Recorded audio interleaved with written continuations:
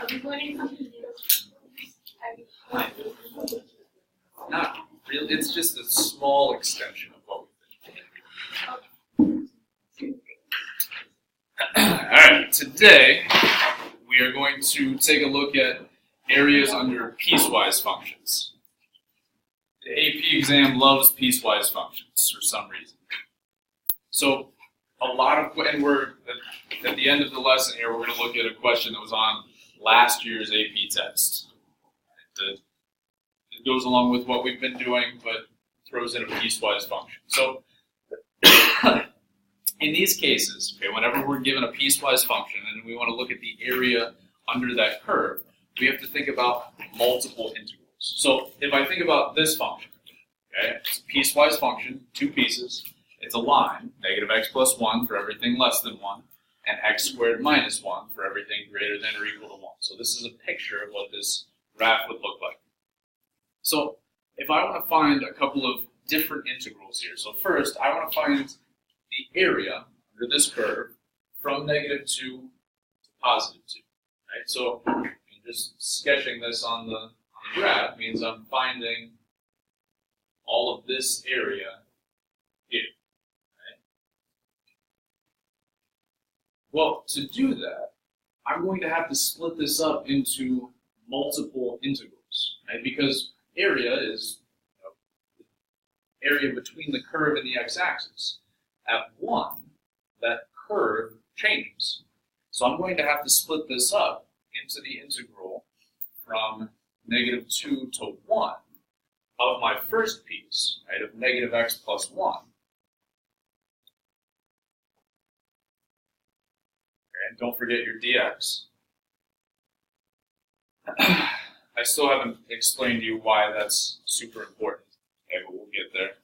For now, just don't forget to put your dx when you're taking an integral. And then I'm going to add the second piece, the area from 1 to 2 of x squared minus 1 dx. Right, we could do this by hand. Both of these are pretty simple functions that we could do by hand and then plug in our values. But let's get a little more practice on the calculator. So try to plug this into the calculator, see what answer we get for an exact area.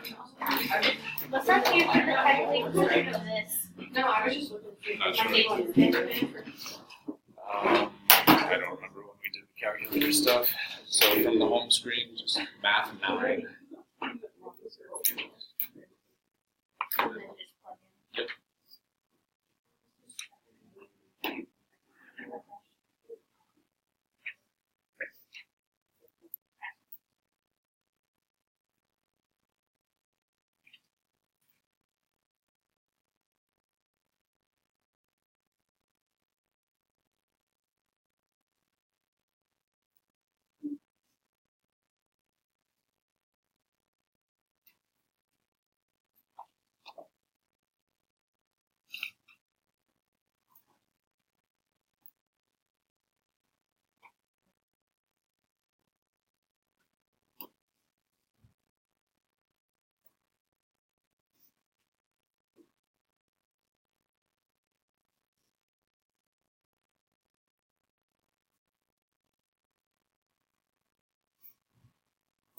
Answer? What is it? 19/6?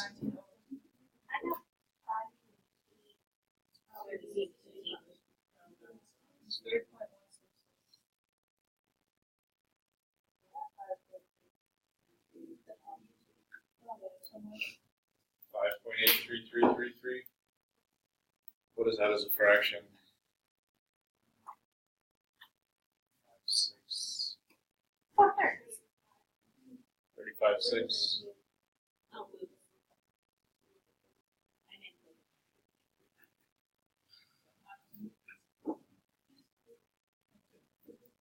Degrees and radians shouldn't matter at all for this one.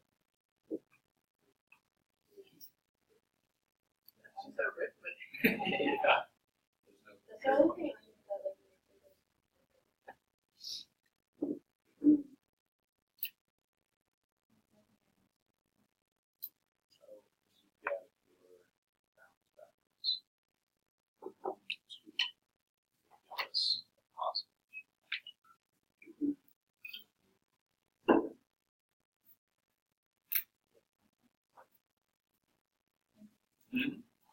All right, we okay on that one?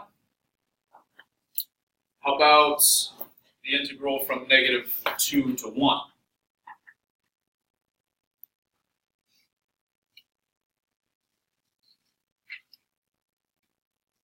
How would I set that?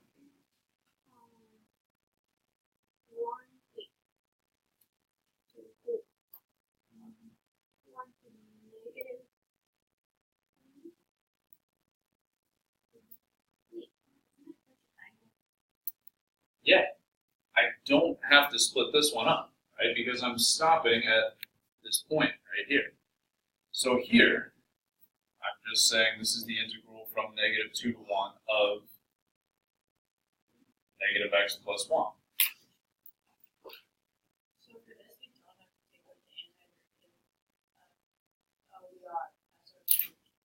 Right. The calculator is doing that part for us. You're doing your math as I said that. So yeah, I think this one we just get 4.5 or 9/2.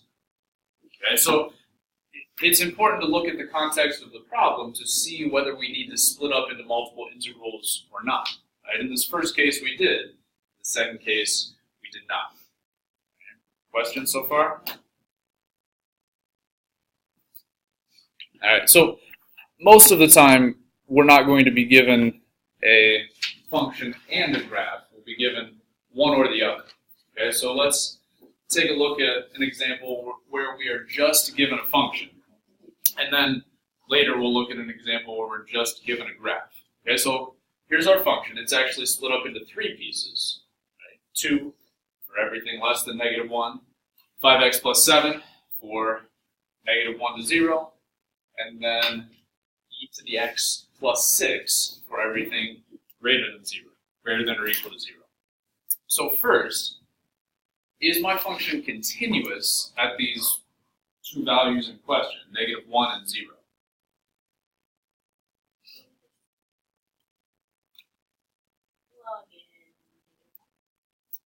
So yeah, what we're going to do is just plug in -1. We need to make sure that we are expressing this in a calculus manner, though. Okay? So our technical calculus definition of continuity was the left-hand limit equals the right-hand limit equals the function value. Right? So we need to show all 3 of those things. So what we would say, and essentially we're just plugging the value in, but we need to make sure we're expressing that with the correct notation. So first, I want to test for continuity at x equals -1. We would say the limit as x approaches -1 from the left of my function. Well, -1 from the left, where would I be plugging -1 in? Which piece if I'm coming from the left? 2, right, the first one. So that would just be equal to 2, right? Then, we want to say the limit as x approaches -1 from the right. So which piece would I be plugging that into? 5x plus 7. So that would be 5 times -1 plus 7, which would also be 2. So I'm approaching the same value from both sides. But I still need one more piece. Okay, I need to say that, or find what the function value actually is at -1. So left-hand limit, right-hand limit, and the function value. So where would I plug -1 in to get the function value?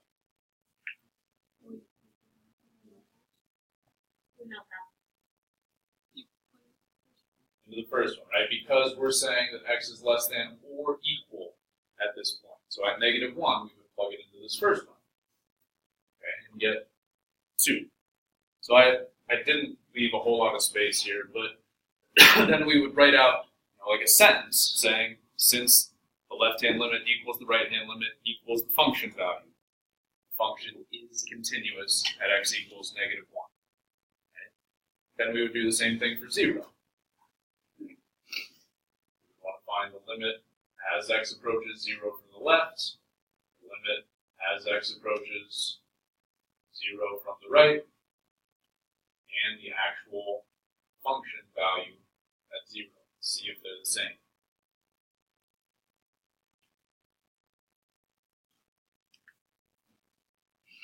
So as we approach 0 from the left, I would plug in to the second one.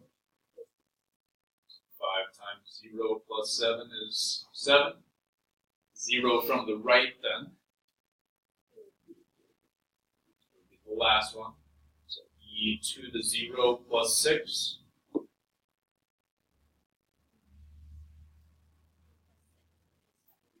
E to the 0 is 1. And then which one would I plug in for the actual function value? The last one. So again, that would be e to the 0 plus 6, which is 7. So again, I could say, since the left-hand limit equals the right-hand limit equals the function value, the function is continuous at x equals 0. Alright? So that was, just a review of continuity real quick. Okay, but then, let's take a look at our integrals. So the first integral here says find the area under the curve from -2 to 2. What do I do?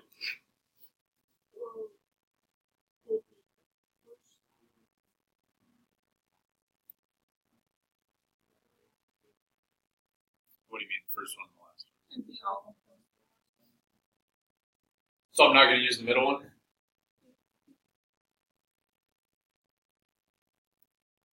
We're going to have to use the middle one, right?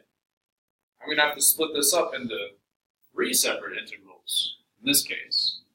Right, if I want the area from -2 to 2, well, this first function is just defined for everything less than -1.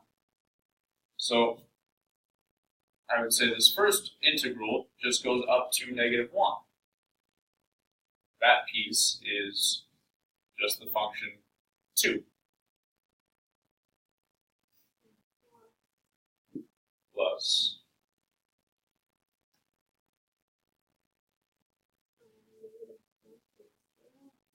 the integral from -1 to 0, right? Because the second piece is only defined from -1 to 0. So of 5x plus 7 dx.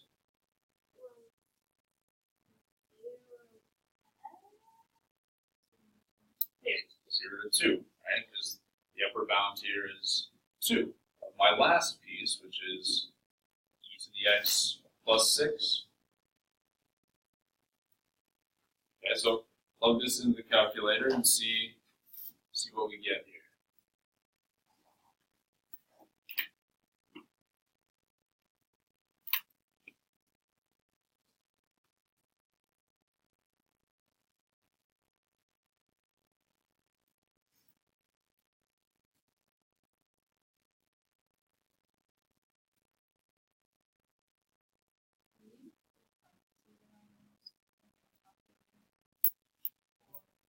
The calculator is already set up to have parentheses in there, so you do not need an extra set of parentheses.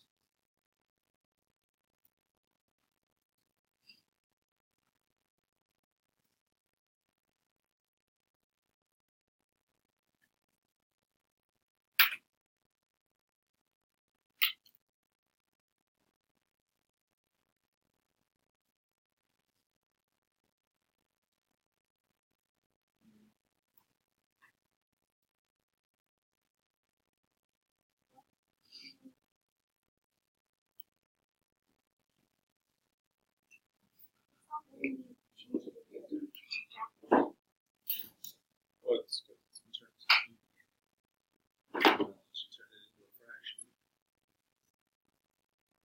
So what do we get here?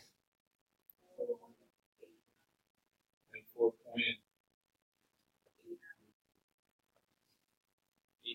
So remember, always go to 3 decimal places. 889.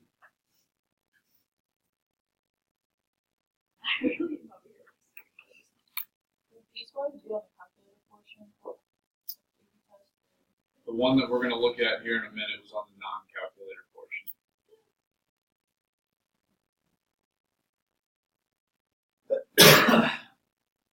So the next one, similar idea, but it says find the integral from 3 to -1 of g of x dx. How would I set this one up?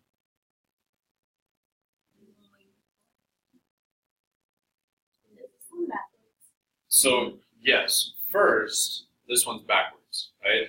My b is less than my a. So first thing I want to think about is this would be the same as the opposite of the integral from -1 to 3 of g of x dx.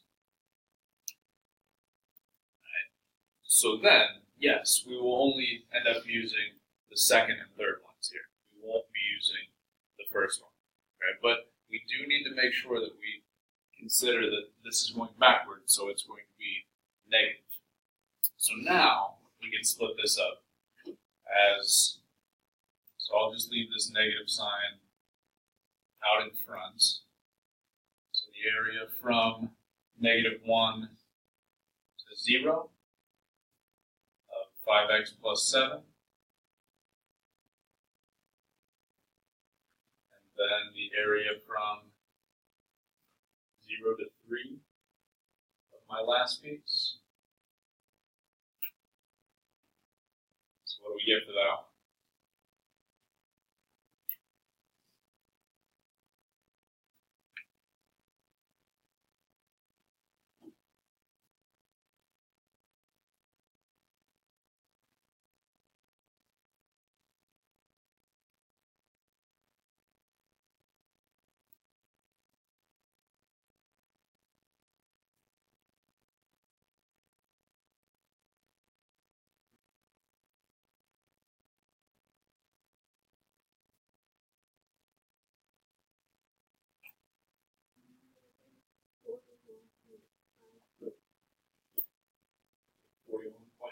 Is that what everybody got?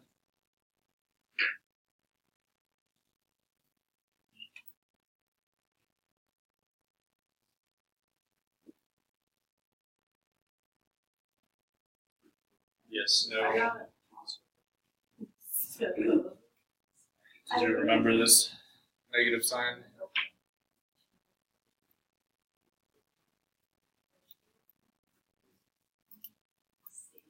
All right, any questions so far?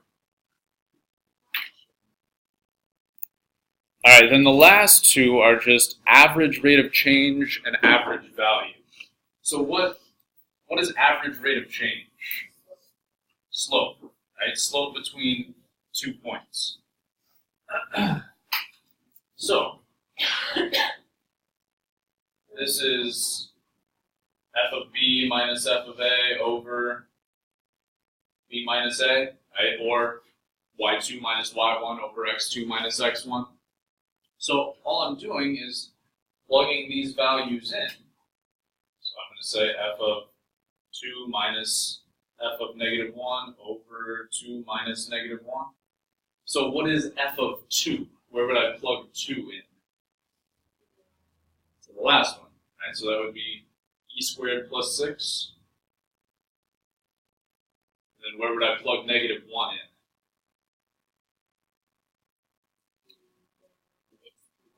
So the first one, right? So it would just be 2.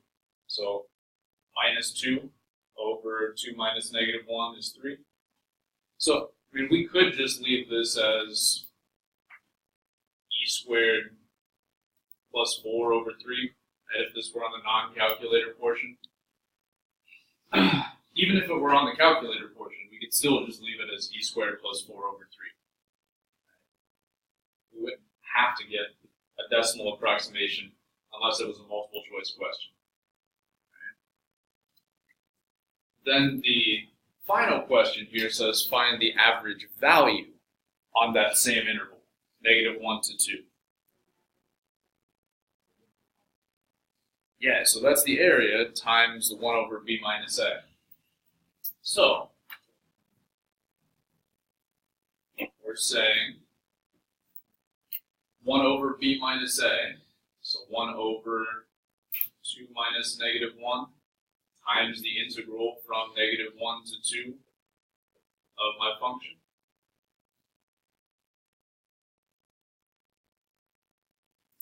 So this is just 1/3, right? But then how would I set up my integral from -1 to 2?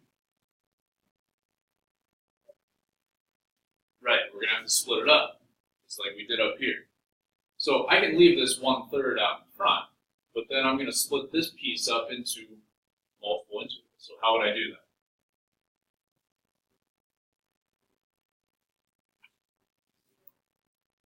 -1 to 0 of my middle piece, right? 5x plus 7.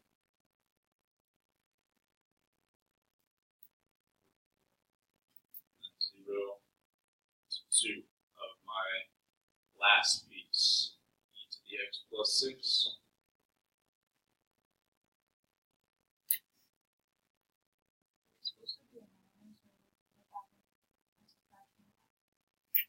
Wait, say that again? Are we supposed to subtract on this one? No, we would be adding. Yeah, whenever we're splitting up an integral into multiple pieces, we would add that together. So what do we get for this one?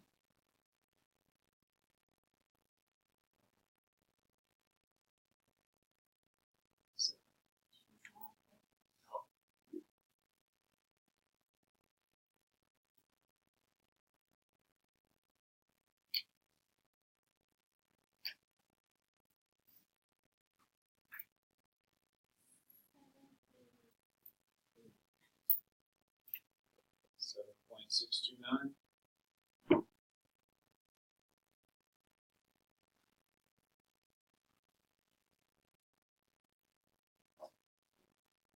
Feel okay?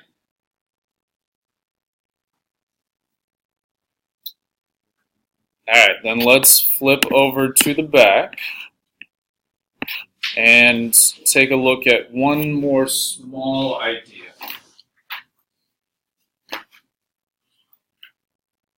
All right, so we know the fundamental theorem of calculus is this.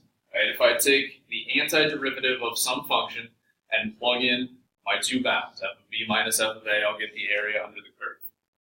We can use this idea to solve problems like this. Okay? If we have the derivative of some function, e to the negative x squared, and we're given some function value on the original curve, say f of 1 equals 3, then we can find f of 2. We're going to use this to set up a problem like this. Okay, so if I'm given a derivative function, I'm going to take the antiderivative of that to figure out function value. So I know that the antiderivative of e to the negative x squared dx. And now the two x values in question are 1 and 2, right? So I'm going to be evaluating this from 1 to 2. And I know that then this is equal to f of 2 minus f of 1. Right? If I have the integral from 1 to 2 of some function, that's equal to the antiderivative of that, plugging in 2 minus plugging in 1 to the antiderivative. Well, I can evaluate this on the calculator, right? And I also know that f of 1 is equal to 3. So first, let's plug this into the calculator. What do I get for the area under e to the negative x squared from 1 to 2?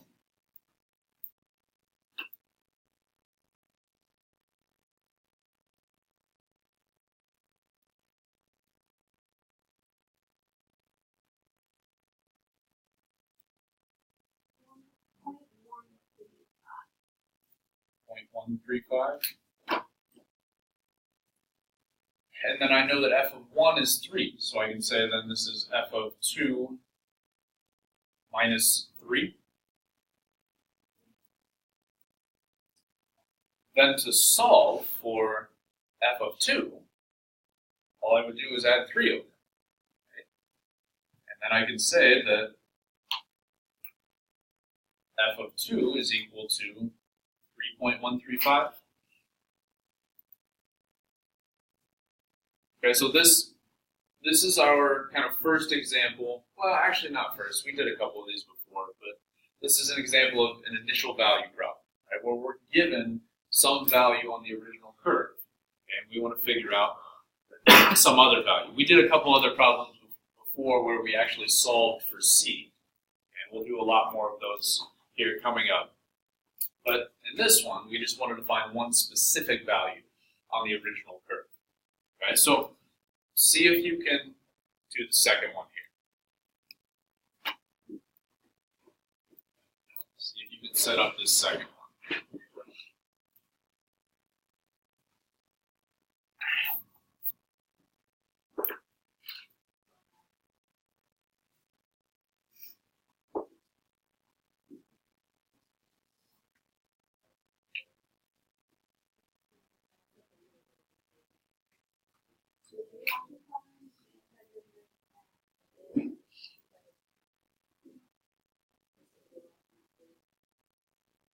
Yeah, so it's similar notation, but it's different. Here we're just saying this is the derivative, this is the derivative. So I intentionally did that because the test does that with different notation that interpret and say, but it's the exact same as this one. As long as it's saying here's the derivative, here's values. Yeah.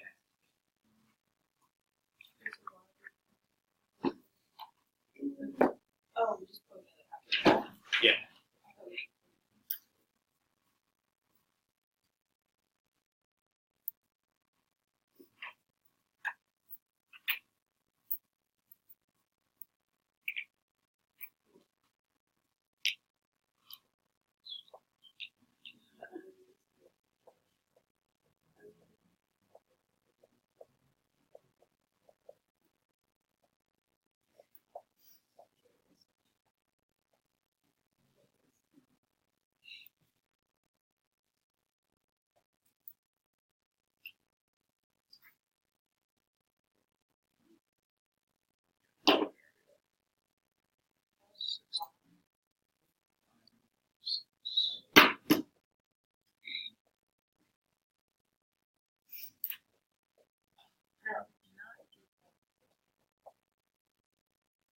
Oops, that's wrong.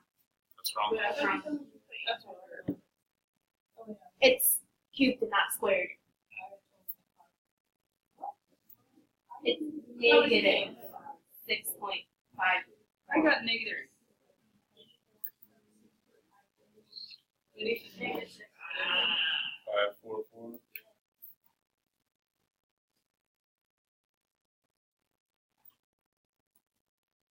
That's still not right. I don't know. Let me double check here. Yeah, you might have to do it yourself. Now this one would matter if we're in the right mode. We would want to be in radian mode. Oh, I'm in degree.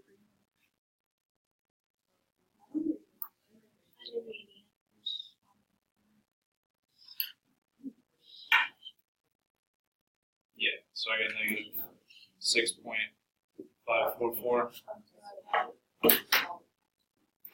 I got So are we okay with that one?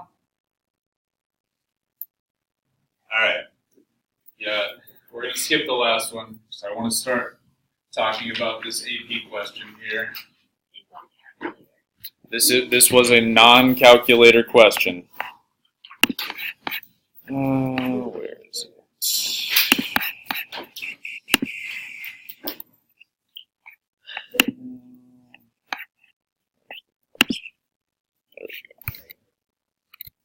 There we go. All right. So in this case, we are given a graph and a function. Okay, it says here's our graph of g, and this graph is the derivative of some function f. G is piecewise linear, so it's saying we just have a bunch of straight lines here all the way up until 3, and then from 3 to 6, this piece is defined by this function, right? This equation, 2 times x minus 4 squared. So there are, these two questions are what we did today. Right? The first one just says, if f of 1 equals 3, what's the value of f of 5? And remember, f is the original function. Right? We think about g here as the derivative of f. So, if f of 1 equals 3, what's the value of f of negative 5? How would I set that up? What? Yes, it's what we just did. Integral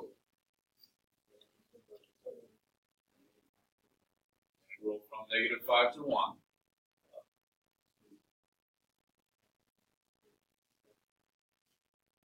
Or not. So remember that 2 times x minus 4 squared is just from 3 on. Right, so for this, from negative 5 to 1, we're going from here to here. Right, so we're actually going to be finding the areas geometrically. But we're saying that then this is equal to f of 1 minus f of negative 5. Okay, so I need to calculate this from the graph. Okay, I need to use the graph to find this. So I'm finding this area here of this trapezoid. Then there's not going to be any area right here. And then the area of this triangle.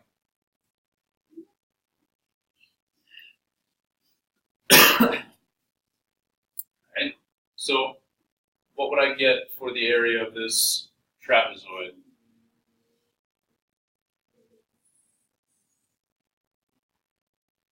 Is it negative 6.5?